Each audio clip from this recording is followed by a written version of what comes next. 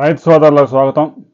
మనం గత వీడియోల్లో నూతన తోట పంటలు పరిచయం చేసుకునే కార్యక్రమం మొదలుపెట్టాం. ఇప్పటికే 3 పంటలు పరిచయం చేయడం జరిగింది. తాజాగా రామ్ భూటాన్ అనే పండ్ల మొక్కల్ని పరిచయం చేయడం జరుగుతూ ఉంది.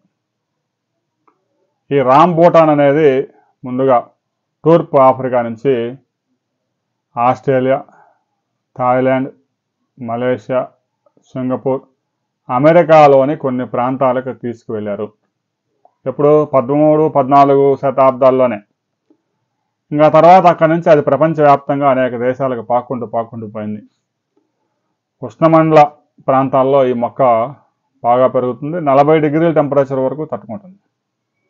అంటే భారతదేశంలో చాలా ప్రాంతాల్లో ఈ తోట పంట సాగు చేయవచ్చు. ఇప్పటికే కేరళలో ప్రయోగాత్మకంగా వేసిన మొక్కలు మంచి దిగుబడి ఇస్తూ ఉన్నాయి. ప్రపంచవ్యాప్తంగా మనం పరిశీలించినట్లయితే థాయిలాండ్ ప్రతి సంవత్సరం 4,50,000 టన్నుల దిగుబడి తీస్తూ ఉంది. ఫిలిప్పైన్స్ కూడా 1,00,000 టన్నులు పండిస్తూ ఉంది. థాయిలాండ్లో కూడా పెద్ద ఎత్తున పండిస్తూ ఉన్నారు. ఎక్స్పోర్ట్ కూడా చేస్తున్నారు. భారతదేశంలో కూడా ఈ పండ్లు మార్కెట్లో దొరుకుతూ ఉన్నాయి. కేజీ 450 నుంచి 500 దాకా ధర దక్కుతూ ఉంది. కొంతమంది రైతులు కూడా ఈ పంట సాగు చేసి మంచి దిగుబడులు సాధించారు. నర్సరీల్లో కూడా ఈ మొక్కలు 700 నుంచి 800 దాకా అమ్ముతున్నారు. ఎకరాకు 200 నుంచి 250 మొక్కల దాకా పెట్టుకోవచ్చు. 5-6 సంవత్సరాల నుంచి పెద్ద ఎత్తున దిగుబడి వస్తుంది. ఒక్కో చెట్టుకి 40 నుంచి 50 కేజీల దాకా దిగుబడి వస్తుంది. దాదాపు 25 అడుగుల దాకా హైట్ పెరుగుతుంది. ఎకరాకు 200 మొక్కలు నాటుకోవచ్చు.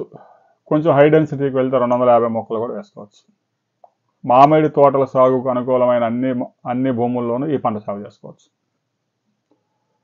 నీరు నిలిచే భూములు కాకుండా, చౌడు భూములు కాకుండా, సారవంతమైన భూములు, నీటిపారుదల సదుపాయం ఉన్న భూములు అయితే మంచి దిగుబడి వస్తాయి. ఇక ఆంధ్రప్రదేశ్లో కూడా చాలా ప్రాంతాలు ఈ పంట సాగుకు అనుకూలంగా ఉన్నాయి. ఇప్పటికే కొంతమంది రైతులు ప్రయోగాత్మకంగా కొన్ని మొక్కలు తీసుకొచ్చి నాటుకొని చూసుకున్నారు. మంచి దిగుబడిని ఇస్తూ ఉన్నాయి. మార్కెట్లో కూడా మంచి ధర దక్కుతూ ఉంది. రాబోయే రోజుల్లో రైతులు కూడా వ్యవసాయం చేసే విధానాలు మార్చుకోవాల్సిన అవసరం ఉంది.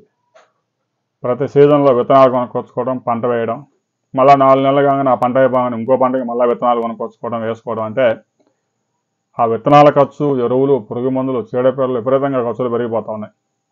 అందువల్ల రైతులు కూడా సగం భూమిలో తోట పంటలు సాగు చేసుకోవాల్సిందే. తెలంగాణలో పెద్ద ఎత్తున ఆయిల్ ఫామ్ సాగు చేస్తూ ఉన్నారు.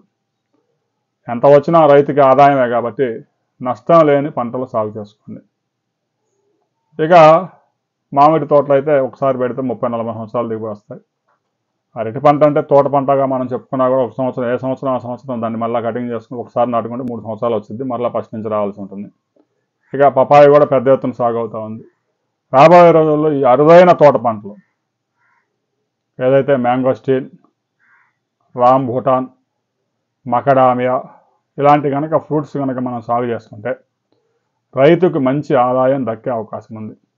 వీటికి తోడు ఆల్రెడీ కొంతమంది రైతులు ప్రయోగాత్మకంగా ఎర్రచందనం, తెల్లచందనం కూడా సాగు చేస్తున్నారు. దాని భవిష్యత్తు ఎలా ఉంటుందని మనం ఇప్పుడు చెప్పలేం. రాబోయే 15-20 సంవత్సరాల తర్వాతనే దాని భవిష్యత్తు బయటపడుతుంది.